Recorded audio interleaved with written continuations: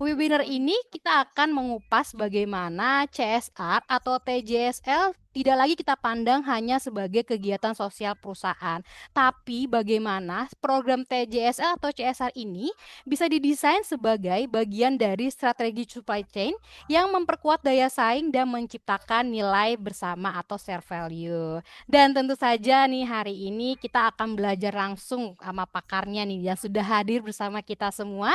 Di sini ada Bapak Dadan Ramdan. Halo, selamat pagi Pak Dadan. Selamat pagi. Assalamualaikum. Olive, gimana Oke, kabar? terima kasih Pak Dadan telah meluangkan waktunya. Kita perkenalan dulu nih Pak Dadan, mungkin boleh dibantu nih untuk ditampilkan next slide. Nah, ini dia. Mungkin aku mau perkenalkan secara singkat background dari Pak Dadan ya. Pak Dadan saat ini merupakan Vice Chief Financial Officer di ESQ Group, lalu juga TJSL Direktur Program di ESQ ESG, Regional C Finance Control di ESQ Malaysia. Selain itu juga beliau memiliki rekam jejak yang panjang ya sebagai perancang program CSR berbagai bersama institusi seperti di sini ada Dana Reksa, BPUI, Medco, GBP dan lain-lain. Selain itu juga beliau saat ini juga aktif ya sebagai beberapa fasilitator dalam program Leadership Finance Culture Transformation di berbagai UMN dan lembaga besar seperti Pupukal Pupuk Kaltim, Bank Bukopin, Angkasa Pura, OJK, hingga Bank Indonesia. Melihat kiprah beliau yang begitu luas dan mendalam nih, kita tentu akan mendapatkan banyak banget insight yang strategis seputar CSR atau TJSL pada pagi hari ini. Sebelum kita mulai mungkin sesi materi, Pak Dadan boleh nih Pak, ada sepatah dua patah nggak Pak pembukaan nih buat teman-teman semua yang sudah bergabung pada siang hari ini untuk belajar bersama kita nih. Boleh Pak Dadan sebelum masuk materi pembukaannya nih Pak.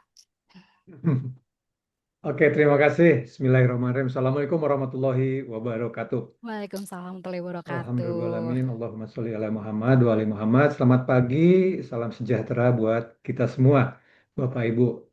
Mudah-mudahan Mbak Olive, teman-teman yang ada di sini hari ini bisa mendapatkan sesuatu. Saya sharing tidak untuk di sini banyak sekali yang mungkin juga expert dan ahli. Tapi paling enggak ini ada satu hal yang penting kita lakukan bahwa kegiatan-kegiatan yang lakukan ke depan tuh bukan hanya punya nilai tapi juga berdampak gitu. Nah, itu yang paling penting. Mudah-mudahan bisa insya Allah kita bisa belajar sama-sama dan mengharapkan ada diskusi di sini. Terima kasih. Oke, terima kasih pada dan pembukaannya. Teman-teman tetap semangat. Nanti kurang lebih kita akan ada pemaparan materi dari Pak Dadan ya, 45 menit ke depan. Jadi teman-teman dimohon nih untuk mencari posisi yang nyaman, terus juga pastikan koneksi internet semua teman-teman nyaman. Dan kalau misalnya berkenan boleh open kamera. Dan jika nanti saat Pak Dadan sedang memaparkan materi, teman-teman punya pertanyaan, nanti bisa diketik dahulu kali ya di kolom chat ya. Oke. Mungkin waktu dan tempat saya persilakan nih kepada Pak Dadan untuk memaparkan materi pada siang hari ini. Kepada Pak Dadan, kami persilakan. Terima kasih. Oke, baik. Terima kasih. Sekali lagi, Assalamualaikum warahmatullahi wabarakatuh.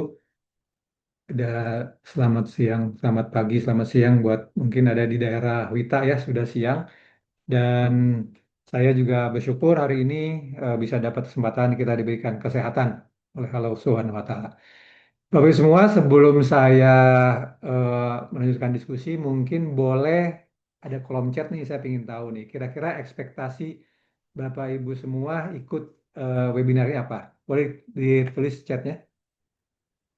Mudah-mudahan saya bisa memenuhi ekspektasi Bapak Ibu semua. Boleh, kira-kira apa ekspektasinya mengikuti kegiatan hari ini?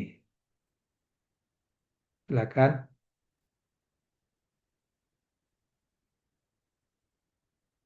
Hmm, oke. Karena jauh-jauh nih eh, dari jauh-jauh dari menambah wawasan, alhamdulillah. Lebih paham alur CSR dengan supply chain. Terima kasih Bu. SCM, oke. Oke, artinya hari ini kita ingin melihat apakah CSR itu punya kaitan, malah punya dampak dan mendesain untuk program-program TCSL.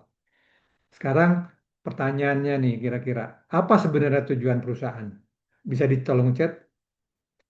Ya, biasanya kalau kita belajar manajemen atau belajar ekonomi itu pertemuan pertama tuh, semester satu pertemuan pertama disebutkan perusahaan adalah tujuan perusahaan adalah mendapatkan keuntungan. Bagus, Pak, Bapak Azriat.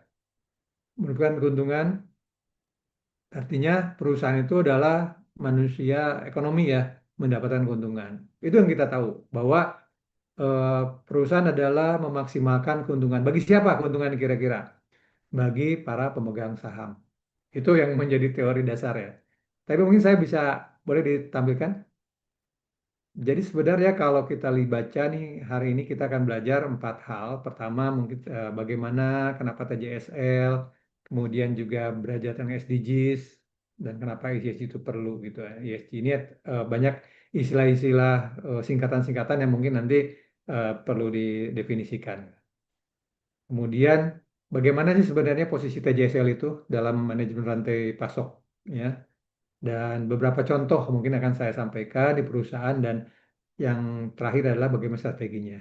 Nah, kembali tadi bagaimana perusahaan itu bisa definisi perusahaan. Pak Sony bilang bahwa memberikan manfaat dan keuntungan agar tetap hidup dan berwarna pada masyarakat. Jadi sebenarnya tujuan perusahaan itu buat masyarakat atau buat pemegang saham gitu, ya kan? Boleh next.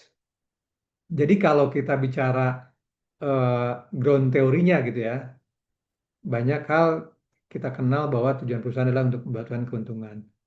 Tapi ada satu ahli misalnya Milton Friedman ya, seorang pemenang Nobel, beliau mengatakan bahwa eh, nah dikenal dengan Friedman Doctrine ya, bahwa there's one and only one social responsibility of business to use its resource and engage in activity designed to increase profits so long and stay within rules the game. We should say engage in open and free competition without deception or fraud. Jadi betul memang menggunakan seluruh resource, kemudian meningkatkan profit, tapi juga dalam kompetisi yang sangat bebas itu tanpa fraud, tanpa deception. Itu bottom line yang pertama. Jadi artinya bahwa eh, kalau kita bicara tentang keuntungan, bisa jadi banyak masalah di situ ya. Ada fraud, ada sosial dan sebagainya.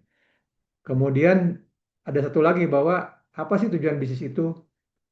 Colin Mayer mengatakan bahwa the purpose of business is to produce profitable solution to the problem of people and planet, and not to profit from producing problem for people and planet. Jadi memproduksi profit itu buat siapa gitu? Memproduksi problem itu adalah menyelesaikan problem. Problemnya siapa? Problemnya people and planet. Mungkin sering kita dengar ya 3P ya, profit, people, and planet. Jadi sebenarnya tujuannya sendiri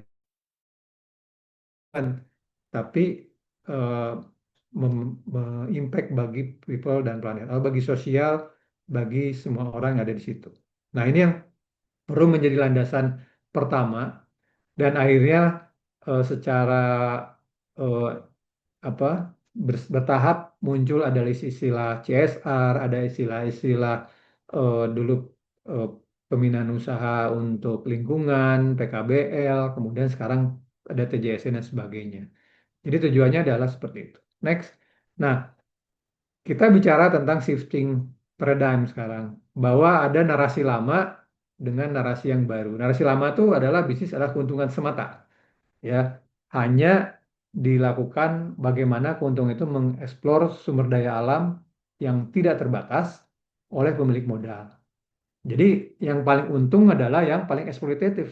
Makanya dulu yang kalau kita tycoon-tycoon tahun 60, 70 itu adalah misalnya dia adalah pengusaha minyak Rockefeller gitu ya. Kemudian ada lagi apa pebisnis-pebisnis yang eksploitasi alam, tambang, kemudian juga mungkin emas dan sebagainya. Karena adalah mereka menganggap sumber daya alam itu tidak terbatas. Jadi sifatnya shareholder value. Jadi bisnis, environment sama society itu terpisah. Seolah-olah terpisah seperti itu ya. Nah, kemudian kita bergerak ke mulai adanya kaitan antara bisnis, environment, dan society. Jadi bagaimana keuntungan itu sebagian besar dibagikan untuk aktivitas sosial. Nah, misalnya bansos, kemudian misalnya untuk donor darah misalnya, atau misalnya untuk kesehatan dan sebagainya, secara tidak langsung. Apakah itu salah? Itu baik, itu baik karena artinya sebagian dari profit itu dibagikan. Nah, sekarang yang banyak terjadi juga seperti itu. CSR itu dijadikan sebagai tools untuk sebagian eh, profit itu dibagikan kepada masyarakat sekitar yang ada di ring satu atau ring 2 dari perusahaan. Nah, cuman ada narasi baru nih, terutama setelah tahun 2005 ya, kemudian juga 2015, bahwa kita melihat bahwa dunia semakin apa banyak eh, manusianya, alam semakin sedikit, resources semakin diperbutkan. Nah, sekarang mereka baru berpikir bagaimana resource yang terbatas itu digunakan sekarang tapi bisa lestari di masa depan.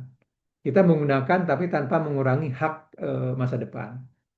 Makanya mulai ada pemikiran-pemikiran, eh, mungkin saya cerita lebih panjang, tapi paling nggak ada beberapa kejadian, misalnya kasus Minamata, kemudian ada kasus apa namanya eh, tumpahan minyak dan sebagainya, eksploitasi, eh, terjadi bencana, climate change dan sebagainya, itu hal yang lain. Kita bicara sekarang tentang TJSL, tapi hal-hal tersebut sangat berkaitan bahwa pemangku kepentingan, baik itu sosial, lingkungan bisnis, itu perlu bekerja sama, untuk menjaga keberlangsungan. Jadi dulunya adalah bisnis adalah as usual, mereka mengeksploitasi, sekarang perlu kerjasama.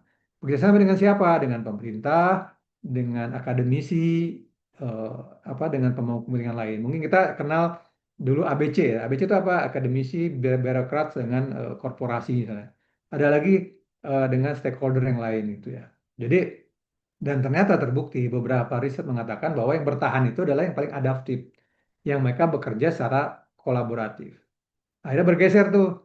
Mungkin orang-orang terkaya di dunia sekarang bukan lagi orang yang eksploitatif, tapi mereka yang banyak inovasi. Mulai dari komputer, kemudian mulai dari sekarang mungkin zamannya IT, internet, AI gitu kan. Kemudian bagi bidang pertanian, mereka sudah melakukan sistem teknologi dan sebagainya. Jadi bagaimana hal-hal tersebut menggeser mereka yang eksploitatif menjadi kolaboratif. Ya, bagaimana sekarang orang yang mempunyai data itu akan sangat diuntungkan karena mereka berkolaborasi memanfaatkan data itu. Nah, jadi eh, akhirnya dalam bisnis itu adalah environment, society, dan bisnis itu menjadi satu kesatuan, tidak terpisah-pisah. Nah, kita akan berangkat berangkat dari situ, berangkat dari bahwa bagaimana sih supply chain itu menjadi bagian tak terpisahkan dengan kegiatan sosial, karena ini sudah jadi satu di RKAP-nya apa di Renstra-nya itu sudah dimasukkan. Nah, itu mungkin nanti di sini banyak guru-guru menjelaskan bahwa sekarang dengan ESG yang sekarang itu semua hal tentang governance, semua hal tentang sosial itu dimasukkan di strategi bisnis gitu. Seperti itu. Oke ya, mudah-mudahan saya teruskan. Next. Nah, mengapa penting? Nah, kenapa penting? Tadi bisa disebutkan bahwa TJSL itu bagian daripada proses bisnis, bagian daripada bagaimana punya dampak, bagaimana narasi baru itu semua stakeholder punya kontribusi. Nah, yang sekarang menjadi persoalan itu banyak sekali riset yang satu saya ambil satu apa statement bahwa dalam pengembangan implementasian TJSL ya kepada masyarakat itu adalah ketidaksesuaian program dengan kebutuhan lokal. Jadi perusahaan bikinnya apa, yang di bawah masyarakat butuhnya apa gitu, nggak match gitu. Kemudian setelah itu banyak perusahaan meluncurkan program PCSL tanpa memahami kebutuhan spesifik masyarakat setempat. Akhirnya tidak efektif, dampaknya juga kurang. Akhirnya uang itu menjadi lebih tersia-siakan. Atau sebaliknya, uang itu banyak, tapi akhirnya justru merubah perilaku gitu. Mungkin dalam CSR disebut dengan ada istilahnya toxic CSR gitu. Jadi masyarakat sekitar tuh senang dengan bantuan dari perusahaan, tapi ketika mereka tidak dibantu, mereka karena terbiasa tangan di bawah, akhirnya menjadi menuntut gitu, toxic gitu. Nah, itu yang perlu critical point dari Bapak Ibu semua mungkin yang ingin menjalankan TJSL bahwa bagaimana caranya kebutuhan perusahaan itu match dengan kebutuhan dari program TJSL. Nah, ada beberapa dalam program TJSL ini ada beberapa mandatori ya. Kita bicara tentang Undang-Undang 16 2015 tentang pengesahan Paris Agreement. Jadi Indonesia sudah eh, apa menyetujui untuk memenuhi 17 se- tujuan pembangunan berkelanjutan atau SDGs. Kemudian juga ada Pepresnya. Kemudian di OJK juga sudah di enforce kepada perusahaan-perusahaan untuk menerapkan tentang keuangan berkelanjutan. Ini sangat berkaitan juga dengan sustainability dan sosialnya. Kemudian ada net zero emission dan terakhir untuk BUMN, PJSL ini dikunci dengan Permen nomor 1 tahun 2023. Mungkin ada beberapa lagi nih. Kalau misalnya di perusahaan minyak dan gas, ada PTK 017 tahun 2018. Itu juga menjadikan framework. Kenapa itu diatur? Karena itu bagaimana supaya PJSL yang ada ini menjadi lebih efektif dan berdampak. Nah, jadi artinya PJSL bisa menjadi satu tools untuk menjadi daya tawar bagi investor dan pelanggan. Nanti di belakang akan beberapa contoh tuh bagaimana ketika TJSL dikembangkan dengan sangat baik, justru investor menjadi tertarik gitu ya, baik pun pelanggan. Terus kemudian ada reputasi dari stakeholder, ya kita berbisnis yang juga ada nilai tambahnya dan yang jauh yang lebih penting juga harmoni ya. Jadi bagaimana kita yang ada di lokasi bisa harmoni dengan lingkungan sekitarnya. Ini nggak mudah itu karena mereka sudah ada di situ lebih lama, kemudian mereka sudah hidup dengan budayanya masing-masing dan perusahaan datang di situ. Nah itu perlu ada apa program-program yang harmoni antara bisnis dengan sosial.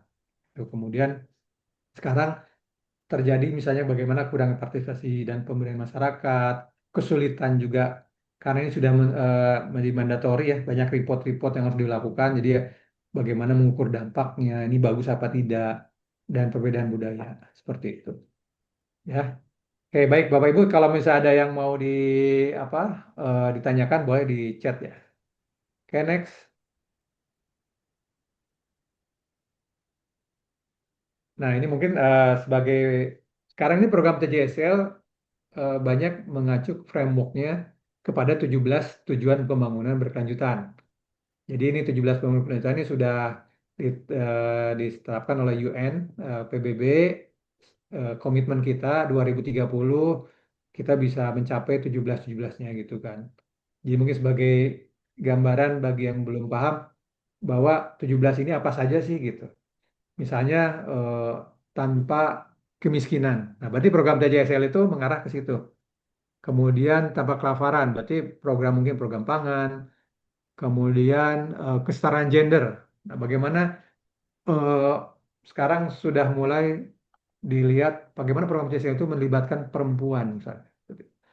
Yang juga penting adalah misalnya program climate change, program ekosistem lautan. Kenapa ini diterapkan? Karena PBB dengan 160 negara berdiskusi bahwa apa saja sih masalah-masalah yang paling paling urgent di dunia ini gitu kan. Nah, yang 17 ini di apa sarikan. Dulunya ada MDGs, Millennium Development Goals, sekarang menjadi SDGs. Dari komitmen itu sampai 2030. Jadi, kenapa ini nanti berkaitan dengan ESG? Karena juga ESG bagian daripada tata kelolanya itu adalah environment. Jadi bagaimana perusahaan mengelola lingkungan yang mengelola environment sosialnya itu juga berkaitan. Meskipun nanti program TJSL ini hanya sebagian kecil saja dari ESG roadmap setelah keseluruhan gitu.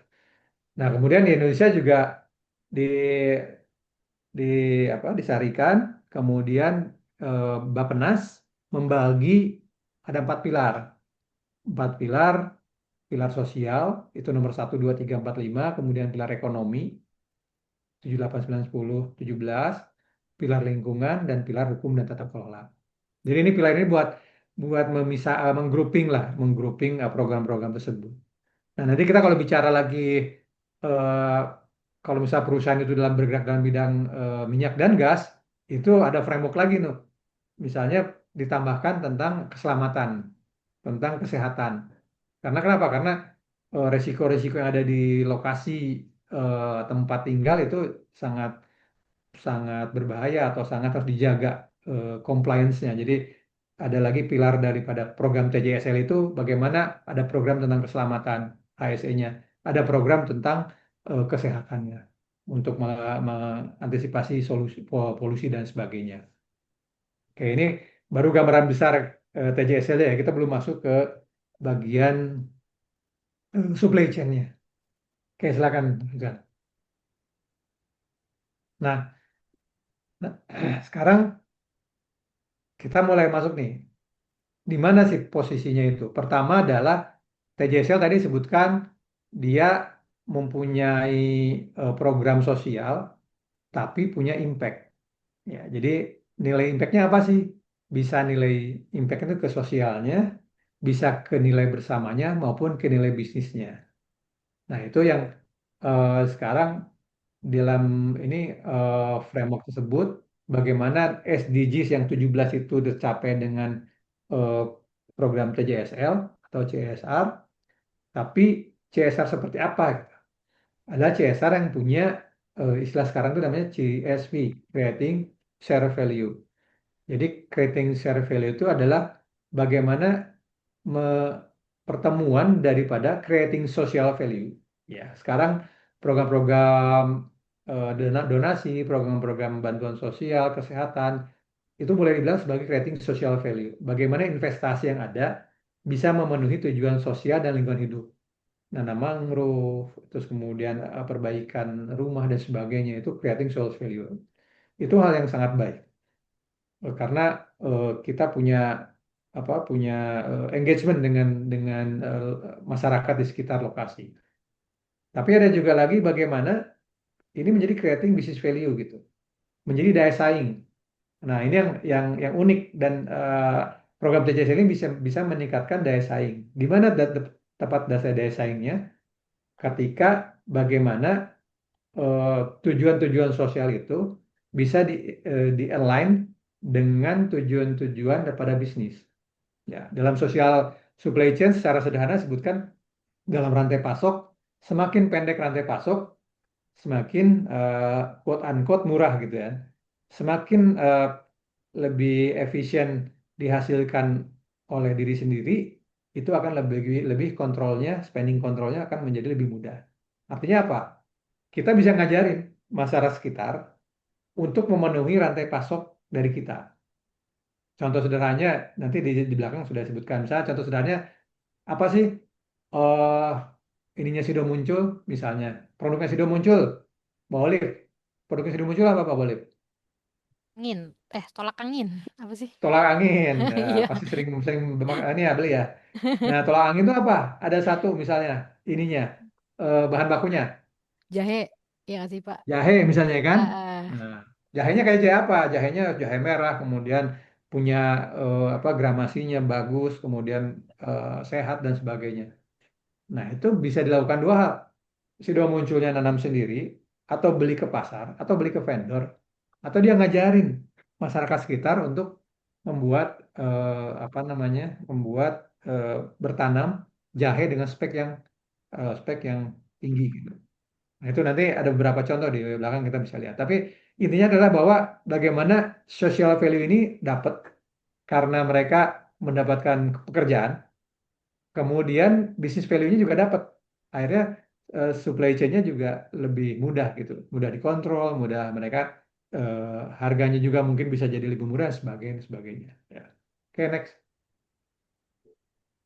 Nah, tadi kita bicara tentang pertemuan antara value bisnis strategik dengan sosial ya, namanya CSV. Mungkin ada perbedaannya di sini. Dari motifnya, kalau CSR sebagai CSR itu bagaimana motifnya itu good company image. Makanya di beberapa tempat CSR itu ditempatkan di corporate secretary. Ya, beberapa lagi di manajemen risiko. Tapi banyak yang saya temui di perusahaan itu adanya di corporate secretary. Kenapa? Karena memang dia ngebangun image gitu. Begitu sosialnya baik, di apa, di celebrate, kemudian disampaikan tentang berita-beritanya itu buat kebingungan. Tapi kalau CSV itu bagaimana motifnya itu operasional menjadi excellent, lebih efisien, lebih lebih mudah sebagainya. Dan yang mendrive-nya itu adalah tanggung jawab sosial, tanggung jawab perusahaan terhadap lingkungan. Kalau di CSV itu udah masuk ke strategi bisnisnya, approach-nya reaktif. Nah, bagaimana misalnya kita banyak mengalami kasus-kasus di investasi sumber daya alam misalnya kan terjadi demo apa segala macam karena ada bagaimana nih bisa reaktif, bagaimana ini bisa meredam atau bisa ataupun misalnya harus dipaparkan. Tapi kalau CSV itu proaktif, ya, uh, proaktif. Nah itu proaktif. Jadi sebelum ini lakukan CSR itu dilihat dulu nih bisnis strateginya seperti apa. Apa yang menjadi indikatornya? Menjadi indikatornya tentu saja spend-nya ya. Misalnya biasanya berapa persen dari budgetnya dari keuntungan itu disisihkan untuk ininya apa? Untuk program CSR. Tapi kalau CSV, once itu misalnya ternyata sangat efektif untuk bisnis proses, bisa jadi di, dikasih lebih besar lagi gitu kan.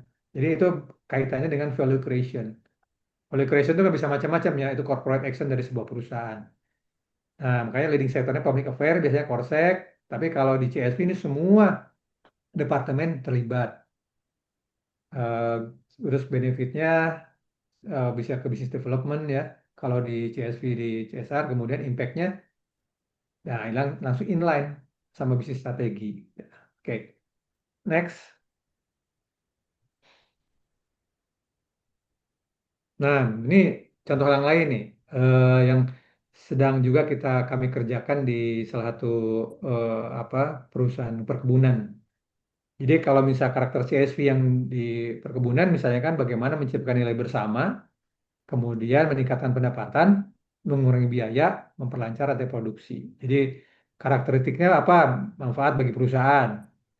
Kemudian membangun keunggulan kompetitif ya. Bagaimana kebutuhan sosial itu bisa kita punya kompetisi dengan apa pesaing-pesaing kita. Kemudian inovasi. Nah, inovasi ini menarik. Program CSR itu bisa inovasi bagi masyarakat yang memang dulunya mungkin diajarin ya, tapi sekarang dia bisa punya kapasitas yang lebih besar. Kemudian terintegrasi. Nah, misalnya kalau dalam perkebunan, contohnya eh, perkebunan, mereka ada namanya Plasma dan Inti. Inti adalah perusahaan, Plasma adalah para petani. Nah, bagaimana caranya supaya kemampuan dari petani itu meningkat? Nah, apa yang menjadi keuntungan di sini nih pada waktu salah satu rantai pasoknya? Ketika misalnya petani menjadi petani plasma, tanah yang digunakan tanah tanah si petani. Kemudian pekerjanya adalah para petani. Artinya perbedaannya ketika misalnya perkebunan itu menanam katakanlah sawit, kalau misalnya dia menanam sendiri, artinya ada dalam istilah bisnis ada capital expenditure kan. Dia harus menyediakan tanah, mengkondisikan tanah, kemudian hire pegawai, sampai misalnya mereka itu diajarkan dan punya program yang sama kualitasnya untuk bisa menjadikan produk. Tetapi dengan pemberian plasma, kita memakai dana CSR katakanlah untuk melatih program vokasi, untuk melatih mereka di Demplotnya untuk misalnya membuat kelapa sawit yang baik dengan varietas yang tertentu yang baik. Nah, artinya capex-nya itu nggak perlu keluar. Jadi capital expenditure-nya itu nggak perlu keluar. Dia pakai tanah-tanahnya dia, kemudian disatukan. Ini terjadi kalau Bapak Ibu semua, kebetulan saya pernah ada di Malaysia lama, itu program Velda ya. Program Velda itu di sana ada perusahaan BUMN, eh, kurang lebih misalnya tanah itu 1 juta hektar, tapi secara produksi biasa dia bisa koekuivalen dengan 5 juta hektar. Kenapa? Karena yang 4 juta itu ada plasma-plasma, plasma-plasma. Jadi mereka secara rutin mempunyai apa namanya supply chain yang baik dan itu terjadi di negara-negara yang sekarang sedang berkembang eh, ekonominya. Malaysia misalnya kan tadi saya sebutkan dengan plasma di perkebunan atau di Cina kan Cina juga dari rumah-rumah itu motor-motor Cina tuh kalau kita lihat banyak sekali itu kan itu datangnya dari rumah-rumah gitu. Nah, tapi kan itu bisa jadi program bukan program CSR ya. Tapi artinya supply chain itu terjadi bukan di satu company-nya, tapi dia menjadikan bagian dari ekosistem gitu, seperti itu. Nah, ini yang kita kita kita harapkan terjadi juga dalam program TJSL ya, seperti itu. Ya, next. Boleh nanti kalau Pak Yanuar dan teman-teman semua silakan dijawab dulu apa dimasukkan dulu nanti kita ada sesi untuk tanya jawab ya. Nah, di sini kalau kita bicara eh, bagian daripada social investment management ya dalam bentuk TJSL itu kita bisa lihat eh, pertama kita bisa lihat bagaimana program ini dijalankan biasanya mulai dari social mapping. Ini yang paling pertama. Bagaimana mengenali lokasi atau mengenali masyarakat itu melalui social mapping. Apa banyak hal diukur di social mapping ya tentang potensi ekonominya, tentang masyarakatnya, tentang bagaimana mereka apa tokoh-tokoh leadernya, kelembagaan dan sebagainya. Setelah social mapping baru masuk ke sosial interpretasi. Ini dibaca nih yang tadi disebutkan di riset itu bahwa antara perusahaan sama sama masyarakat itu nggak nyambung gitu. Mereka pinginnya melihat bahwa oh masyarakat perlunya ini ya. Misalnya perlunya mereka tuh UKM atau perlunya mereka pariwisata. Tapi ternyata ketika di social mapping nggak, mereka perlunya air gitu. Nah, ternyata di situ airnya susah gitu kan. Meskipun mereka cukup, tapi effortnya berlebih. Nah itu yang sangat penting kita membuat social mapping di sini gitu kan. Ya kita ini hal-hal yang sangat mungkin lewat lewat partisipasi approach ya, FGD untuk membaca dulu. Jadi jangan sampai ketika ini dijalankan tiba-tiba oh salah nih mundur lagi ke belakang gitu. Itu yang penting. Nah di sini dua hal ini mungkin yang saya akan menjadi titik tolak daripada supply chain ini bahwa bagaimana antara program TJSL itu dengan program program perusahaan itu nyambung. Artinya apa? Artinya manajemen top manajemen dia sudah punya strategic planning 5-10 tahun ke depan. Terus mereka membuatkan action plan-nya, membuatkan program. Nah, ini kita bisa ngelihat nih dari situ di mapping kira-kira apa sih yang bisa disupport oleh tim TJSL. Misalnya, apakah misalnya akan ditempatkan di perusahaan konstruksi, tempatkan di satu daerah di Sulawesi misalnya. Apakah nanti dia akan banyak banyak lagi pekerjaan-pekerjaan misalnya untuk welder, untuk tukang las. Apakah perlu ngambil dari Jawa misalnya kan? Atau kita membuat program TJSL ngajarin eh apa namanya ngajarin orang-orang untuk bisa sama-sama eh, menjadi tukang las di sana gitu, masyarakat sekitar. Atau paling enggak untuk desa wisata bagaimana ngelatih mereka mannernya, bagaimana juga perusahaan-perusahaan tadi misalnya kayak perkebunan itu harus jadi antara program TJSL sama business development biasanya harus punya connecting. Nah ini yang penting bagi leaders atau bagi manajemen untuk melihat nih kira-kira strategic planning maupun prioritas program itu harus dimasukkan. Ya.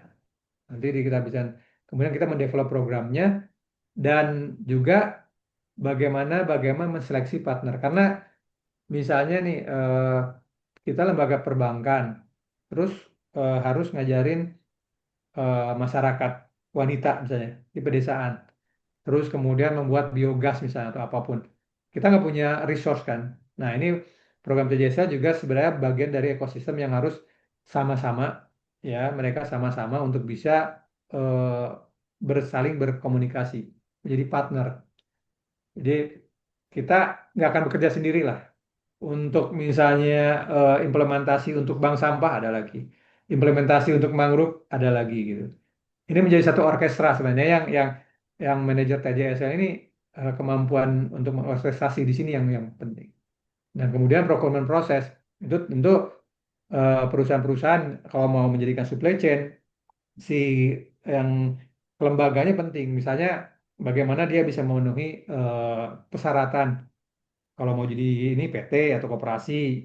Kemudian nanti kalau misalnya untuk perizinan produk-produk tertentu, apakah sudah misalnya produk halalnya, produk keselamatan food security-nya dan sebagainya, sebagainya. Itu yang juga procurement proses ini bagian daripada program CJSL. Jadi bukan sebagai pembelaan karena orang dekat kemudian diambil enggak, tapi tetap saja harus procurement proses itu menjadi program yang apa compliance gitu, program yang compliance. Nah ini memang seperti mudah diucapkan, tapi di dalam pelaksanaannya ya kita harus punya roadmap yang jelas, yang sabar, yang kemudian tahapan-tahapannya dilakukan. Nah, begitu implementasi, kita evaluasi dan jadi memang ini dua hal ini, social mapping sampai ke partner selection ini menjadi bagian yang cukup kritikal bagi kalau misalnya ini perusahaan-perusahaan ini mau jadi supply chain ya. Oke, boleh next. Nah, jadi kita mulai masuk ke MCM-nya. Bagaimana manajemen rantai pasokan bisa mengintegrasikan aktivitas. Artinya dari sesuatu yang bentuknya eh, jadi MCM bisa bisa macam-macam, tapi paling enggak yang paling mudah dipahami adalah supply chain dari raw material menjadi produk eh, proses, kemudian menjadi produk jadi. Contohnya mobil. Mobil itu ada bannya, ada joknya, ada spare partnya dan sebagainya. Kemudian dikumpulkan menjadi mobil. Nah, ini mungkin supply chain ini tidak semuanya bisa dilakukan oleh 100% atau 100% oleh program TJSL, karena ada mungkin banyak teknologi yang secara teknologi itu tidak sangat tidak oleh program TJSL tidak bisa dilakukan. Meskipun kalau kita lihat beberapa studi itu ada program-program yang terutama yang koperasi ya. Jika dia sudah punya koperasi dan koperasi besar, itu dia bisa juga memasok kepada perusahaan-perusahaan raksasa dengan teknologi yang cukup tinggi. Nah, ini yang tantangannya. Tapi mungkin secara secara intinya adalah bagaimana ada supply di sini. Supply bisa tenaga kerja, supply eh, spare partnya, mungkin supply untuk after sales service dan sebagainya. Oke, ya, next. Nah, kalau kita bicara supply chain, ini bagian daripada bisnis operasi ya. Mulai dirancang, mulai di kualitas, kemudian di mana lokasinya, sangat penting nih. Remote, kita bicara remote area nih. Oh, lokasinya mungkin dekat dekat pabrik gitu. Betul dekat pabrik, tapi ternyata di sana nggak ada resource resource yang apa ya resource yang perlu gitu. Nah ini sangat penting. Atau dekat dengan pabrik tapi ternyata nggak ada akses jalan. Nah, itu sangat sangat hilang. Makanya tadi dibilang bahwa ketika kita bilang social investment management itu salah satunya adalah bagaimana renstranya atau strategic planning dari perusahaan supaya ketika kita punya niat membuat manajemen rantai pasok kepada apa para implementator kita atau para penerima manfaat data JSL itu bisa. Yang sekarang kan mungkin ada beberapa kasus misalnya diajarin untuk bikin apa namanya cacing waktu itu ya. Kemudian diajarin untuk bikin mangot misalnya. Tapi ternyata nggak ada yang ngambil gitu, nggak ada off takernya. Itu yang menjadi miris juga gitu kan. Nah, bagaimana ini bisa didesain program-program yang ada itu bisa masuk kepada supply chain gitu ya. Oke, ini jadi supply chain hanya hanya satu dibanding seluruh keputusan manajemen operasi. Tapi ini sangat sangat baik juga gitu kan. Jadi bisa SDM-nya bisa kalau mungkin kalau dalam manajemen ada 4 ya, 4M tuh. Man, machine, method sama apa ya? Money ya. Nah, jadi money-nya udah ada nih dari dana TJSL. Man-nya mungkin kita ngajarin. Metodenya bagaimana nih supaya ini bisa efektif. Ya. Oke, lanjut. Nah, jadi bisa bisa ada di mana-mana nih. TJSL bisa ada sebagai supplier, artinya mereka menjadi procurement proses, ya diajari untuk bisa sesuai dengan procurement proses, dan itu terjadi, ya ketika itu diajari mereka bisa menjadi vendor-vendor yang baik bagi supply perusahaan.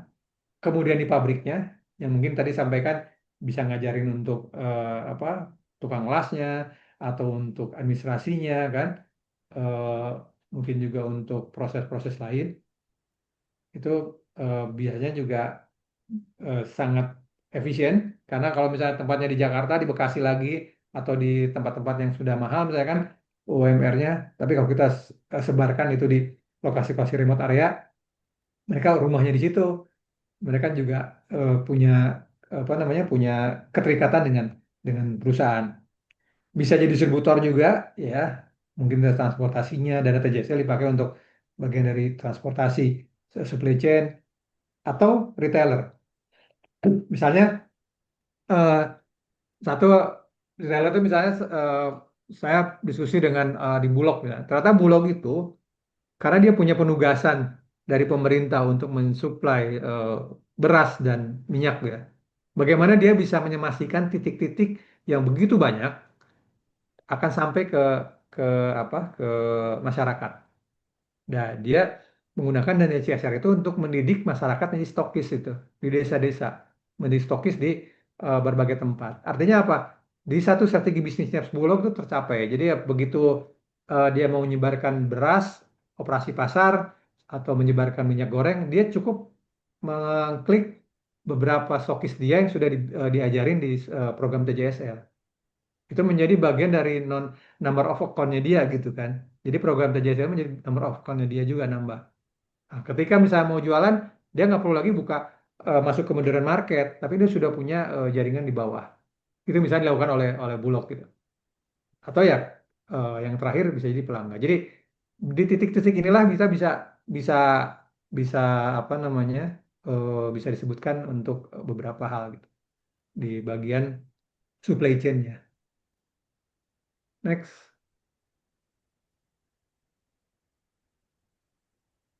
Nah, jadi sekarang kita bicara nih, udah mulai masuk nih. Bagaimana ngedesainnya nih? Bagaimana ngedesain program? Mulai dari mana sih gitu?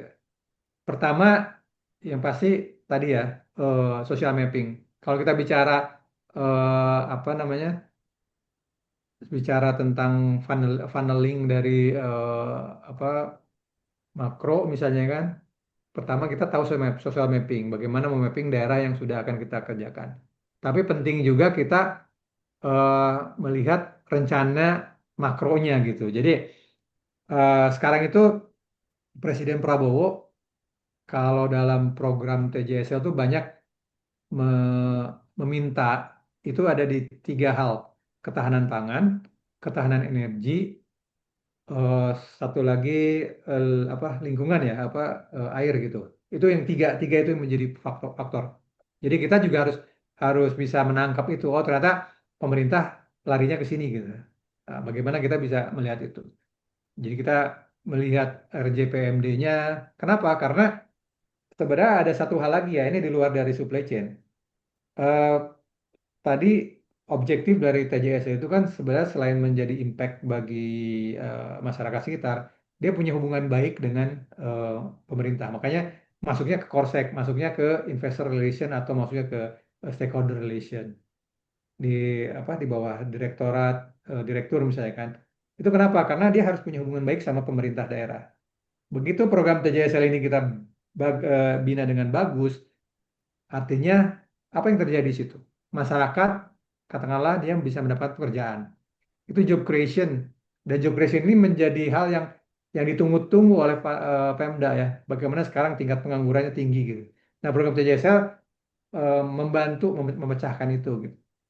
Yang pasti mereka sudah pada pendapatan, Gini rasionya atau tingkat kemiskinannya akan berkurang. Jadi program-program dari pemerintah juga kita harus ambil.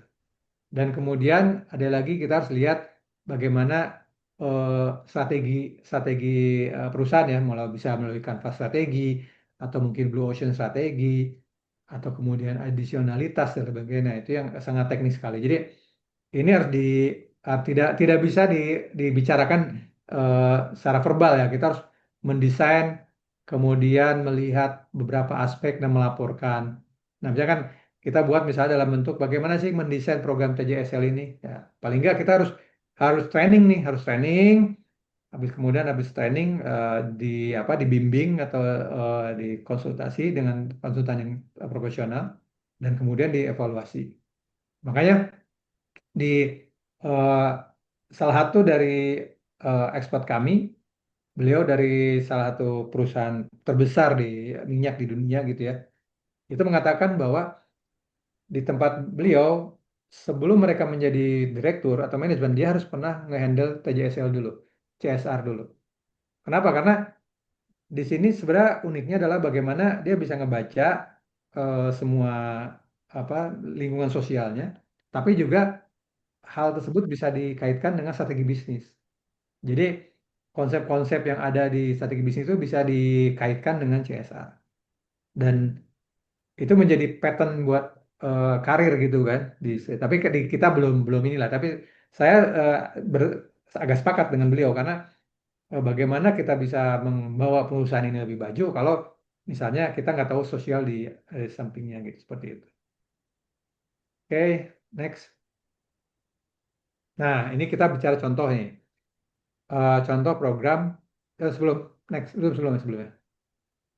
Nah, jadi pertama eh, program TSR ini kita yang saya contohkan adalah ada yang rantai pasok inklusif. Jadi bagaimana rantai pasok ini bisa menjadi program-program yang sifatnya bisa dikerjakan lah gitu. Mungkin perusahaannya tadi ada pertanyaan nih Pak Fazi, bagaimana nih perusahaan tambang bisa nggak sih program-program tambang sebagai rantai pasok misalnya? Sebenarnya bisa aja, tapi kita harus lihat, harus kita FGD-kan, harus kita lihat apa-apa saja. Mungkin tidak 100% tapi cukup gitu kan. Nah ini ada dua framework, satu adalah BUMN. BUMN itu melalui Permen nomor 1 tahun 2023, bagaimana program prioritasnya itu ada 5 perbaikan tata kelola, kemudian pemanfaatan teknologi, peningkatan kolaborasi, peningkatan engagement, dan fokus pada dampak.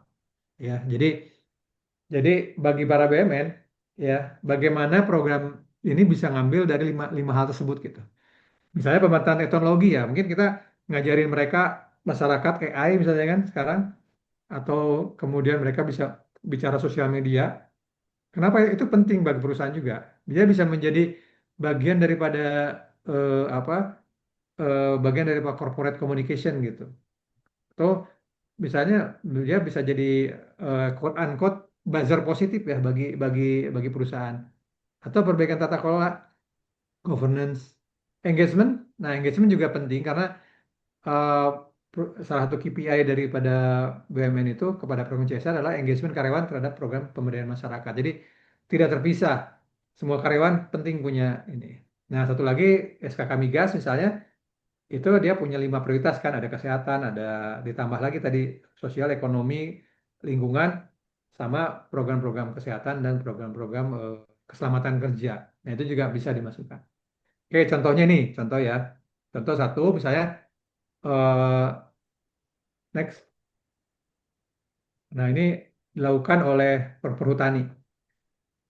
Kalau orang Bandung mungkin ya atau yang banyak di Jawa Tengah juga sekarang itu kalau kita eh, habis setelah COVID lah, setelah COVID itu banyak banyak wisata alam sekarang kan. Mereka lebih lebih senang jalan-jalan, nyari curug misalnya dan segala macam.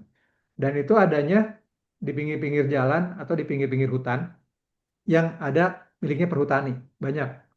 Kalau mungkin di Bandung, daerah Ciwidey, daerah-daerah Pangalengan, mungkin Jawa Tengah, dan banyak sekali perhutani.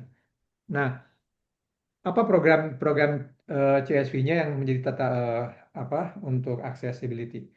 Kan bagaimana mereka menghindari pembalakan kayu misalnya kan atau eh, menjaga lokasinya tetap tetap baik gitu. Nah, akhirnya sekarang banyak perhutani membuat program ekoturism, ekoturism. Jadi kalau ada kerjasama sama Bobobok misalnya kan untuk hotelnya atau glamping itu menjadi satu revenue stream sendiri bagi si perhutani. Tapi apa CSR-nya di situ? Ternyata akses ke sana tuh jelek. Akses ke tempat-tempat hutan itu kan orang dulu nggak ngelihat hutan itu sebagai alat untuk turis kan, susah lah gitu. Mendingan ke mall aja atau mendingan ke wisata yang sudah bagus gitu. Tapi sekarang perhutani bikin program CSR melibatkan masyarakat, jalan desa diperbaiki. Ya, itu menjadi supply chain juga. Akhirnya banyak akses-akses sekarang sudah bisa masuk mobil, mereka bisa glamping di situ, menikmati alam, dan kedua juga eh, di antara pohon-pohon itu dibuatkan katakanlah kopi, misalnya kan, tanaman kopi atau kopi rakyat disewakan, dan akhirnya sekarang menjadi anak perusahaan. Tuh. Bagaimana ada anak perusahaan yang bisa eh, apa mengelola pariwisata ekoturism. Nah, itu bagian daripada supply chain. Kemudian yang satu lagi ada Nestle. Nestle ini banyak nih. Nestle bagaimana dia mendidik di pesantren, kemudian mendidik masyarakat untuk bisa eh, membuat atau beternak sapi sesuai dengan eh, konsep yang di apa standar kualitas yang ini kan di Nestle. Itu juga salah satu bentuk ya. Jadi akhirnya mereka nggak perlu beli sapi, mereka nggak perlu lahan untuk, mereka tinggal beli ke koperasi. Kalau di Bandung misalnya KPBS, kalau di Pandaan juga ada tuh koperasi-koperasi atau pesantren dilibatkan. Oke, kemudian Semen Indonesia juga sama. Ya, bagaimana eh, mereka bisa melibatkan ke industri mereka pelatihan-pelatihan supaya program-program vokasi karyawan bisa masuk. Even sesederhana misalnya program untuk menjadi OB, menjadi security, itu jauh lebih baik karena dia mendapatkan engagement dari masyarakat di situ, kan. Tapi dilatih dulu dengan hal yang baik. Oke, next. Nah, ini beberapa Pertamina. Pertamina melibatkan kampus untuk membuat desa energi, misalkan untuk bagaimana penyediaan energi itu, energi EBT ya, itu bisa dikaitkan juga dengan ESG mereka kan, untuk declare pengurangan carbon reduction-nya gitu dengan kampus. Jadi secara strategi bisnis, program CSR ini bisa dikaitkan dengan strategi bisnis di program ESG mereka gitu. Atau juga penyediaan-penyediaan yang lainnya. Next, ini hanya sebagai inspirasi. Oke. Nah, ini kalau ini Jasa Marga karena dia mengelola banyak jalan tol, rest areanya melibatkan UMKM. Dampaknya adalah terjadi bagi pelayanan pengguna jalan tol, kemudian juga ditingkatkan dengan digitalisasi pemesanan program dan sertifikasi halal. Ya, oke. Oke, ini karena waktu kita skip ini ya sedikit-sedikit ya. Next. Nah, ini kan Bukalapak nih. Kira-kira Bukalapak masih ada nggak, Bapak Ibu semua? Sekarang itu Bukalapak. Apa sudah tutup lapak? Masih ada sih Nah, kayaknya Pak beberapa nih Pak. ya ada ya. Nah, itu ternyata mereka shifting dari yang misalnya e-commerce, mereka bermain tuh online to offline ya. Jadi warung-warung sekarang sudah punya mereka sudah punya 17 mitra, 17 juta mitra. Bagaimana membina modern retails ya. Kemudian market share. Jadi program-program TJSL mereka itu diarahkan juga untuk akhirnya masuk ke revenue stream-nya mereka gitu, meningkatkan pendapatannya, pendapatan si mitra, dan tentu saja sebagai engagement maupun followernya bagi si Bukalapak gitu. Next. Nah, ini yang baik sekali nih tentang Astra. Astra itu lama semenjak Pak Wija itu, William Wijaya itu menetapkan Yayasan Dharma Bakti Astra. Nah, banyak program beliau, ada makanan, ada apa, ada kerajinan, ada batik sebagainya. Tapi sebenarnya yang menjadi fenomenal adalah bagaimana mereka yang menjadi binaan Astra, UKM-UKM itu dididik untuk menjadi suppliernya Astra. Dan itu sudah masuk kalau kita baca mulai dari program-program UMKM-nya, mereka diberikan pembiayaannya oleh Astra Mitra Ventura, kemudian mereka menjadi supplier. Jadi end to end tuh. Diajarin ya, dikasih modal iya, kemudian masuk sebagai supplier Astra. Tapi tidak semua, karena ini sebagai bagian dari seleksi ya kan, karena kalau kita bicara menjadi procurement ya harus standarnya Astra lah, harus harus mereka harus punya apa komitmen kualitas dan sebagainya gitu ya. Nah, itu yang sekarang Astra banyak lepaskan. Ini banyak sekali, mungkin kita bicara tentang karetnya, bicara tentang pernya, bicara tentang sekrupnya ya segala macam itu, plastik molding itu banyak disupport oleh dana CSR Astra, kemudian pendidikannya, kemudian mereka naik lagi menjadi pengembangannya dibiayai oleh Astra Beta Ventura, akhirnya menjadi apa? Menjadi supplier-supplier Astra. Ini itu ya supply chain yang bagi Astra sendiri ini lebih lebih lebih menguntungkan daripada dia harus berhadapan sama apa pabrikan-pabrikan yang mungkin dari secara hubungan apa tidak terlalu kuat ya seperti yang para binaannya gitu. Jadi binaan tetap aja value. Next. Nah, ini beberapa contoh aja sih. Yang pasti kan, nah sekarang kita bicara apa ini beritanya berita bagus aja gitu kan, beritanya berita enak aja. Tapi sebenarnya ada resiko juga sih. Pertama adalah benefitnya tentu saja ada pasokan lokal, efisiensi, tapi kualitas produk biasanya tidak stabil. UKM, saya banyak berdampingan sama UKM, dikasih 100 order bagus, dikasih 100 500 bagus, ketika dikasih 10.000 order goyang gitu kan, tidak standar. Itu yang menjadi tantangannya. Gimana caranya? Kita perlu perlu bertahap, kemudian perlu ada evaluasi secara rutin. Kemudian benefitnya ada efisiensi, tapi adalah ketergantungan ya masyarakat terhadap suatu buyer. Artinya eh, kita harus paham juga kalau mereka hanya ke kita saja atau ke pabrikan saja, bisa jadi mereka tidak tidak mandiri gitu. Kita harus buka juga mereka akses untuk bisa mereka menjual bukan hanya kepada perusahaan. Dan atas dasar reputasi, skor ESG-nya meningkat, tapi pasti ada juga karena kendala-kendala teknis justru akan meredus ya masalah-masalah lingkungan sosial dan tata kelola. Kemudian fleksibilitas ya sangat cepat, tapi biasanya tidak punya legal perusahaan pribadi. Nah, ini yang harus kita dorong. Kemudian loyalitasnya ada resistensi dan kinerja sosial terhadap overhead biaya pelatihan dan pengembangan. Ya. Jadi ini tidak semuanya berita baik ya, itu yang harus kita selesaikan PR-PR-nya gitu, seperti itu. Next. Nah, ini salah satu model yang menurut saya sih ini konsep ini bisa diterapkan dan eh, mendukung SDGs tapi juga mendukung supply chain. Pertama adalah adanya ini konsep yang dilakukan oleh Samuel Undong di Korea yang kami juga sudah terapkan di partners itu tentang 5 pilar desa ini. Jadi bagaimana kita ngebangun supply atau membangun desa itu dari mana dulu gitu kan. Nah, 5 pilar itu apa pilarnya? Pertama bina karakter. Jadi at the end adalah yang menjalankan orang. At the end yang menjalankan adalah mereka yang mau dan mampu gitu kan. Jadi bagaimana social mapping membaca oh ini karakternya.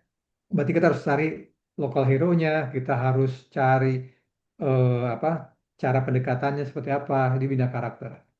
Kemudian yang kedua adalah bina saudara. Jadi dipersaudarakan bagaimana pola-pola konsep ini kita sebagai yang datang di situ lebih dulu ada masyarakat. Nah, itu dipersaudarakan. Ini ada beberapa pendekatan yang unik yang bisa kita lakukan. Kemudian ada bina sinergi, teknologi, bina dana, investasi. Ada kita nggarap juga untuk masukin investasi ke dalam dan bina pasar. Ini nggak bisa saya terangkan semua, tapi paling nggak 5 pilar ini adalah harus berurutan nih. Mulai dari bina orangnya dulu, bina saudara, bina sinergi, bina dana, dan bina pasar. Baru kita bisa masuk menjadi supplier atau menjadi bagian yang kuat gitu, seperti itu. Ya, jadi tidak bisa langsung. Nah, ini untuk untuk sebagai informasi aja bahwa TJS ini menjadi top of mind-nya dari pemerintah juga dan sekarang beberapa eh, KPI yang harus dilakukan diantaranya adalah bagaimana itu bisa diukur. Nah, ini bagaimana kita program ini bukan hanya ngasih uang tapi bisa diukur melalui social SROI. Kemudian harus ada SOP-nya. SOP-nya harus harus inline sama SOP-nya atau renstra-nya di perusahaan dan peningkatan kompetensi. Jadi SDM itu harus dilatih dulu gitu. Bagaimana pegawai-pegawai yang ada tuh tidak hanya tempatkan aja dia mungkin dulunya bagian pajak, dulunya bagian umum, dijadikan ke bagian TJSL dia nggak tahu, bingung harus ngapain. Nah itu ada dibikin pemerintah BUMN terutama menginginkan tuh harus pelatihan sustainability dulu. Ada teknologi informasi ya, zaman sekarang harus masuk, kemudian peningkatan kolaborasi dan engagement karyawan. Itu kan karyawan juga penting. Next. Nah, Gimana sih sebenarnya ini hanya sebagai bagian ya, mungkin sebagai pemantik diskusi saja. Jadi pertama, bagaimana tujuannya tentu saja masyarakat yang ada itu bisa menjadi mitra dari rantai pasok, bisa berdaya saing, berkualitas, dan terintegrasi dalam sistem perusahaan. Sasarannya, nah, kita bisa sasarannya nih bisa UMKM kalau misalnya UMKM, atau misalnya kalau mau vokasional mungkin anak SMA misalkan angkatan kerja, kemudian masyarakat lokal yang sudah siap di situ. Itu tinggal dicari. Tahapannya apa sih? Tadi ya, identifikasi, kapasitas building, bikin sertifikasi, pembiayaan dan integrasi. Jadi nggak harus harus harus mulai dari awal dulu diajarin dulu, kemudian ditingkatkan kapasitasnya, baru kelembagaannya juga dibuatkan. Karena nggak mungkin dia harus berjalan hanya hanya apa sendiri kan, harus belajar ada PT-nya, ada CV-nya gitu. Atau paling mudah mungkin bukan paling mudah sih, dia bisa juga bersama-sama gitu, pribadi-pribadi dengan bidang usaha yang sama bersama-sama membuat koperasi. Koperasinya lah menjadi vendor bagi si perusahaan. Kemudian bagaimana indikatornya? Kita harus lihat nih berapa masuk, berapa banyak yang masuk daftar jadi vendor, berapa banyak lagi yang bisa kontraknya diselesaikan. Nah ini perlu kita sampaikan. Nah, ini terkait pekerjaan PR-PR yang uh, challenge ya, tapi ini sangat menarik untuk dilakukan bagi perusahaan. Jadi mengidentifikasi, misalnya sertifikasi nih, saya langsung aja. Bagaimana NPWP-nya, NIB-nya, kemudian sertifikasi halalnya ini kan diperlukan kalau mau jadi vendor nih, BPOM-nya, terus bagaimana akses. Nah ini ya, kalau seperti tadi Asra habis diajarin, terus di apa? Karena kan kapasitas itu bukan hanya dapat DP aja kan, tapi mereka juga meningkatkan beli mesin, beli apa itu akses kepada permodalan bisa digaitkan investor. Syukur-syukur perusahaan punya kemampuan ya. Tapi kalau enggak, ya diakses dengan lembaga-lembaga pembiayaan, koperasi, bank dan sebagainya. Nah, yang paling penting adalah bagaimana juga performanya, kualitasnya, cost-nya, dan delivery. Ini sih beberapa hal yang bisa nanti mungkin di bagian lain kita bisa ngobrol lagi secara lebih apa, lebih detail ya bagaimana. Oke, next. Oke, thank you. Terima kasih. Boleh nanti kalau itu saja mungkin bisa sampaikan. Jika ada diskusi, mungkin boleh dibacakan. Silakan. Oke, terima kasih banyak Pak Dadan atas materinya. Kita karena keterbatasan waktu nih di kolom chat sudah ada beberapa pertanyaan. Mungkin izin dipilih satu pertanyaan aja nih Pak Dadan yang bisa dijawab dari Pak Dadan. Silakan. Mana ya? Yang pertama nih. Iya, bebas. Atau ada nih pertanyaan dari Mbak Nur Komariah nih juga banyak nih. Atau Mbak Nur mau langsung open mic? Atau kita bantu bacakan pertanyaannya? Halo Mbak, Ah, selamat Oke. siang. selamat siang Mbak Nur. Ya, Boleh Pak Mbak Nur, Nur dipertanyakan Assalamualaikum. langsung nih, kayaknya banyak nih pertanyaannya nih. Silakan. Saya padahal udah nulis ya, Iya, tapi nggak apa-apa. boleh. Boleh ditanya. Ya sedikit saja.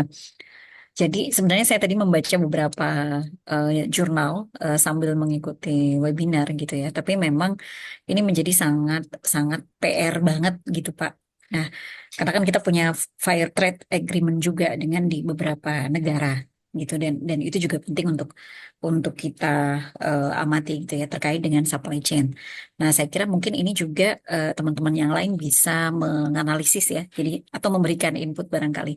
Nah, menariknya adalah kita tahu bahwa ini obligasi gitu ya. Artinya kita harus ngikut. Ada TJSL bahkan ada yang beyond compliance gitu ya, proper juga mewajibkan itu gitu ya. Tapi kemudian ini juga kalau kita bicara beyond maka sudah pasti itu harus apa namanya bisnis value-nya harus real gitu ya. Yang kemudian itu menjadi core atau opportunity di dalam bisnis atau industri itu sendiri. Nah, saya berpikir bahwa bagaimana kemudian ini bisa align dengan TJSL, terutama untuk penguatan di supply chain-nya, gitu. Nah, termasuk bagaimana kemudian apa namanya untuk yang di apa di-align-kan juga dengan di ESG-nya, karena kan kita tahu ya bahwa selama ini pelaksanaan CSR itu ya kalau bisnisnya modelnya konvensional itu adalah sebatas ya training supplier misalnya improving standard traceability tapi dia tidak support apalagi melakukan social mapping. I think don't do this gitu ya, tidak melakukan itu gitu ya. Nah, sehingga Hmm. ini seringkali tidak inline dan tidak inbound dengan supply chain-nya sendiri. Nah, di sisi lain, ya kita tahu bahwa perempuan juga paling besar gitu ya. Ini bagaimana bisa inline juga gitu, karena kalau dilihat dari beberapa perusahaan yang tadi sempat saya buka, perempuan ini mulai maju gitu ya, baik dia sebagai labor maupun bahkan forcing development untuk di Indonesia sendiri gitu secara ekonomi. Nah, pertanyaan saya sebenarnya dua gitu. Nah, terkait dengan hal ini tuh bagaimana CSR secara inisiatif itu lebih strategik gitu ya, secara desain, kemudian bisa CSV-nya bisa dapet, di samping itu juga community welfare-nya juga dapat gitu. Ditambah dengan competitiveness untuk supply chain-nya, apalagi dengan adanya FTA maupun ekspor import gitu ya, yang sekarang ini sangat menjadi sensitif gitu. Nah, yang kedua adalah bagaimana kemudian mengkonkretkan langkah apa sebenarnya yang perlu kita ambil gitu ya, menyikapi gender equality and women di dalam economic empowerment gitu ya, melalui supply chain atau inclusive procurement misalnya, itu di dalam institusi bisnis atau industri. Begitu sih Pak, kira-kira menyikapi situasi yang sekarang. Thank you. Oke, thank you, Bu Nur. Boleh tahu Bu dari mana? Saya kebetulan dari PT Garuda Yamato Steel, tapi ini Garuda bergerak Indonesia di ya. steel industry. Ya, Oh, oke oke. dunianya ada Makasih Bu. perempuannya juga Pak ternyata. Alhamdulillah. Just Ya, kidding. thank you Ya. Bu Nur Kak. Sekalinya pasti banget ya Bu Nur ya. Jadi kalau saya ngelihat satu hal sih di program TJS ini adalah komitmen leaders.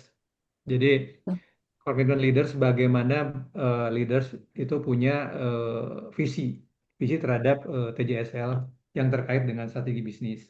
Jadi apakah ini menjadi berimpact atau tidak berimpact, itu biasanya bagaimana leaders melihat persoalan di sini gitu. Jadi sekarang ini memang banyak yang istilahnya ada peraturan tapi masih sandbox gitu. Artinya eh, peraturan boleh sudah ada, tapi kalau nggak dikerjain ya oke-oke aja gitu.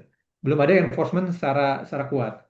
Sementara di misalnya seperti di beberapa negeri ada yang sudah dijadikan sebagai undang-undang, bukan hanya sebagai permen gitu. Jadi kalau misalnya ada undang-undang berarti ada konsekuensi hukum di situ. Itu Ya. kita apalagi misalnya kita kaitkan sama ESG. ESG sekarang misalnya perusahaan yang sudah jadi emiten sudah punya kewajiban untuk membuatkan rating mulai Juni ini. Sebelumnya SR ya, Sustainability Report. Tapi ini juga masih ya istilahnya kalau enggak yang saya temui ya mereka masih oke-oke aja gitu, tidak ada enforcement. Tapi memang kerugiannya ketika dia dapatkan investor, misalnya dia mau keluarkan bonds atau apa, biasanya ditanya tuh oleh pihak-pihak. Saya berikan sama TJSL. Sebenarnya bisa jadi dari mana mulainya? Kalau saya sih mungkin bisa jadi kita ada executive briefing gitu ya. BOD minus one, BOD minus two gitu.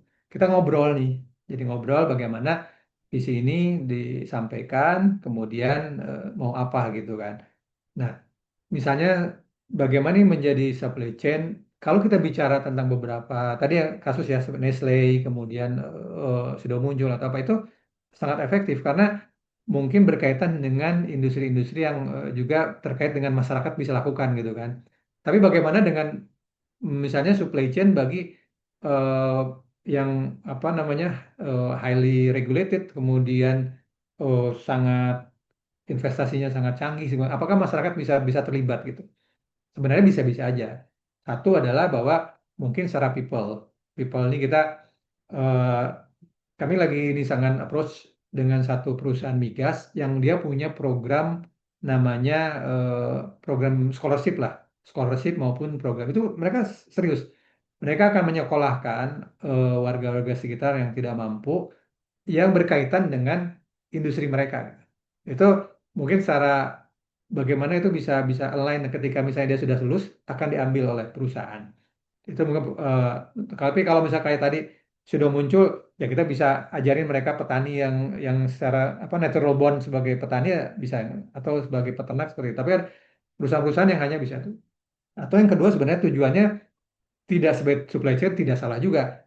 Jadi harmoni di perusahaan ya kan ketika kita masuk eh, misalnya Chevron melakukan di Salak di Bogor 2 tahun sebelum mereka mengebor itu sudah masuk ke JSL. Artinya masyarakatnya diajarin, masyarakatnya dikondisikan. Jadi tidak terjadi misalnya kasus-kasus di Rempang di mana itu ya yang menyebabkan. eh, tapi menarik juga sebenarnya tadi sampaikan bagaimana dengan FDA, bagaimana dengan apa namanya inisiatif yang lain, yaitu sebenarnya bukan pekerjaan bersama tuh. Pekerjaan bukan pekerjaan satu perusahaan gitu ya. Bagaimana ini menjadi satu orkestra kita bisa berdaya saing. Saya tapi ngelihat juga sih sebenarnya. Jadi ada forum-forum TJSL di BUMN, dia berdasarkan satu grouping apa namanya satu grouping industri dan itu mereka melakukan aktivitas bersama. Itu ada ya, sampai forum TJSL konstruksi misalnya kan. Itu mereka para korsek-korsek yang ada di BUMN Karya segala macam itu bergabung, mereka bikin program bersama. Cuman mungkin masalah efektivitasnya yang harus perlu.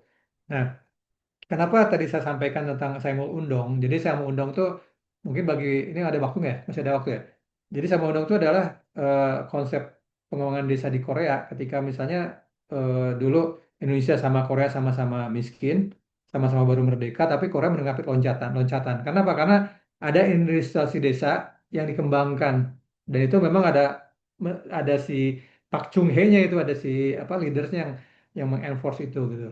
Nah, mudah-mudahan dengan pemerintah sekarang kita juga bisa masuk ke situ. Kenapa? Karena desa itu ternyata sumber resource gitu kan, sumber resource, teman resource-nya seperti apa? Resource-nya harus kita buat secara lebih lebih ini sih Bu, lebih apa? Terkomprehensif, lebih terintegrasi, kemudian lebih apa namanya? Lebih masif gitu. Kalau hanya satu dua ya susah gitu. Kalau kita bicara tentang daya saing gitu ya.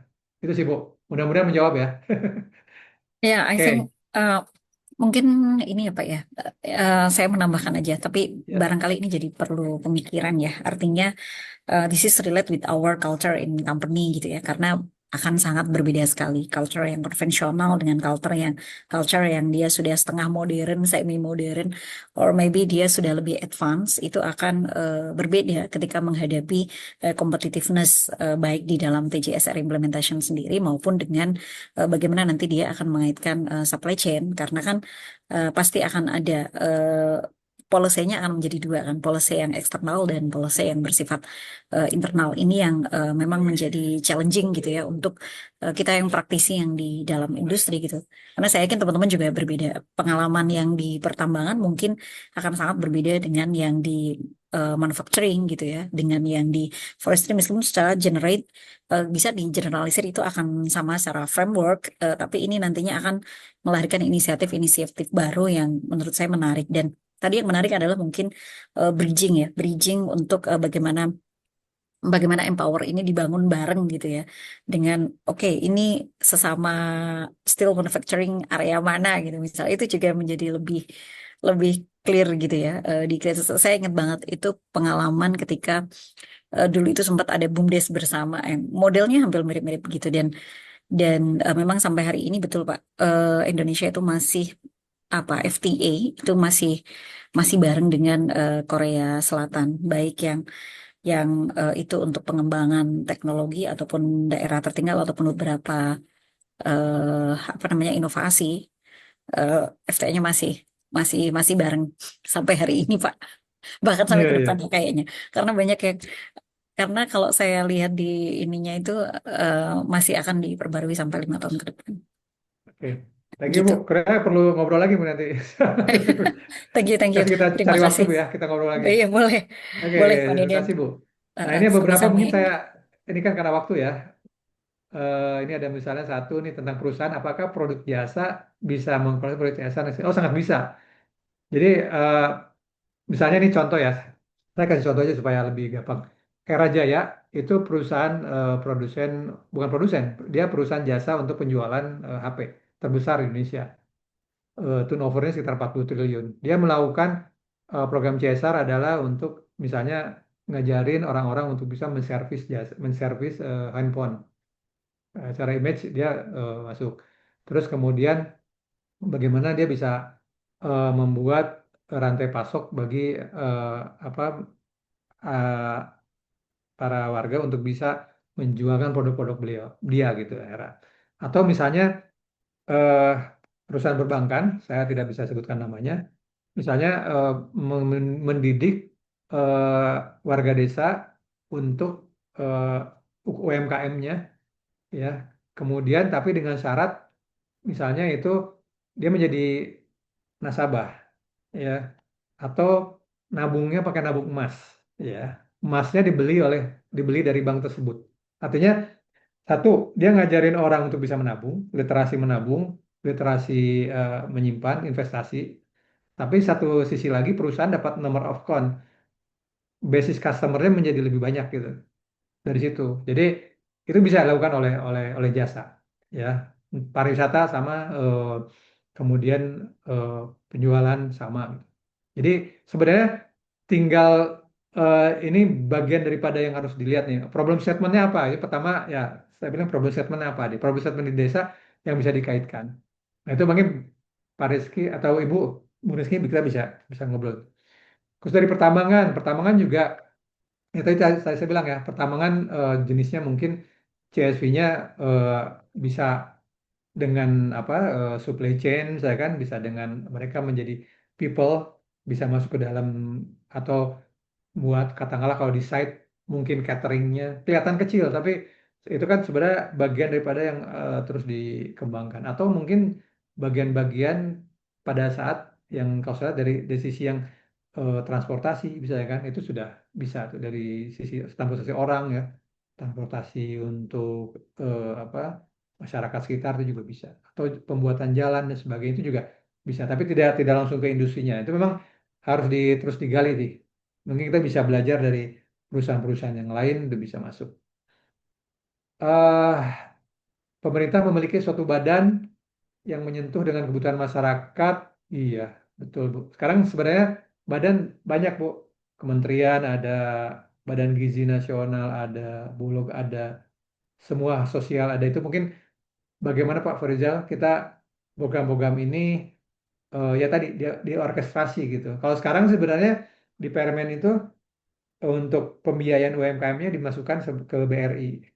Kemudian BUMN yang mengelola atau membinanya gitu. Jadi udah terpisah tuh, itu udah di satu kelompokan di situ. Ya. Eh Mungkin ada lagi, mungkin apa selesai ya? Habis sumber dana. Oke. Oh ini nih, Ada lagi ketentuan nih, satu CSR lagi, yang Bu bagus, Dadan. berapa persen charity, berapa sih pemberdayaan. Nah, Oke. ini sebenarnya nggak ada ini ya, nggak ada nggak ada aturan seberapa. Tapi biasanya kalau yang ada itu pernah dulu di, di Permenkat 3%. 3% diatur lagi, 70%-nya itu buat pembiayaan waktu zaman PUKK ya, sebelum PJSL, itu 70% untuk pembiayaan, 30% untuk pembinaan. Pembinaannya apa? Pelatihan gitu. Jadi di situ ada komponen bisa dikasihkan lamsam juga, tapi bisa dikasih untuk pelatihan. Itu biasanya frameworknya beda-beda. Kita punya framework macam-macam, Pak. Ada framework Permen BUMN, ada framework PTK, ada framework apa, Undang-Undang PT, framework BI dan sebagainya, itu macam-macam. Tapi yang paling penting adalah dampak. Jadi bagi saya sih sebenarnya yang paling dampak. Uang uang mungkin sedikit tapi dampak besar. Ada satu orang nih sebagai closing ya. Ini kejadian real. Ada satu orang eh, punya program ngajarin anak 10 orang membaca.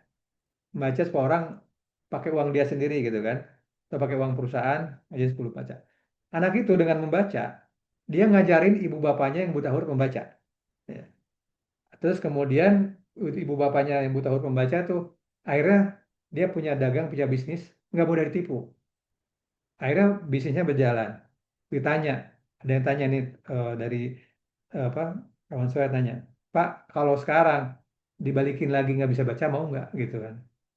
Padahal dia hanya ngajarin membaca, tapi akhirnya orang tuanya bisa membaca, orang tuanya bisa bisnis jadi berkembang, jadi impactnya besar gitu. Jadi bukan masalah uang ya, tapi masalah bagaimana kita bisa mempunyai dampak CSR ini kepada masyarakat, dan kepada satu lagi sebenarnya antara perusahaan juga bisa memanfaatkan, saling memanfaatkan secara baik supaya terjadi harmoni dan terjadi kemandirian bagi masyarakat. Itu Oke. saja mungkin sampaikan ya. Oke, terima kasih banyak Pak Dadan atas jawabannya yang sangat insightful dan juga kepada peserta nih yang sudah aktif bertanya, tapi mohon maaf karena kita keterbatasan waktu, jadi tidak bisa kita bahas semuanya. Sebelum kita benar-benar menutup webinar hari ini, Kang Imi ingin menyampaikan bahwa topik TJSL atau CSR ini kita nanti akan ada bentuk training lanjutannya. Mungkin boleh dibantu nih Kak Admin untuk di-share.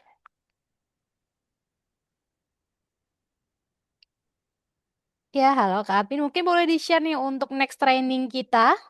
Jadi kalau teman-teman yang masih ada pertanyaan seputar TJSL bisa nih bergabung di training yang nantinya akan kita lakukan selama kurang lebih 3 hari di tanggal 29 sampai 31 Juli dengan expertnya ada Bapak Gita dan Pak Iwan yang pastinya di 3 hari ini kita bakal ngebahas ya tentang menjadi TJSL expert. Jadi teman-teman boleh nih rekan-rekan semua yang ada di sini untuk bergabung pada training 3 hari insentif. Nanti teman-teman bakal belajar poin-poin yang ada di layar Zoom ini ya, dari urgensi SDG sampai teman-teman belajar bagaimana sih cara mengkomunikasikan publik dan kemitraan strategis. Selain itu, kita juga punya training auditor energi.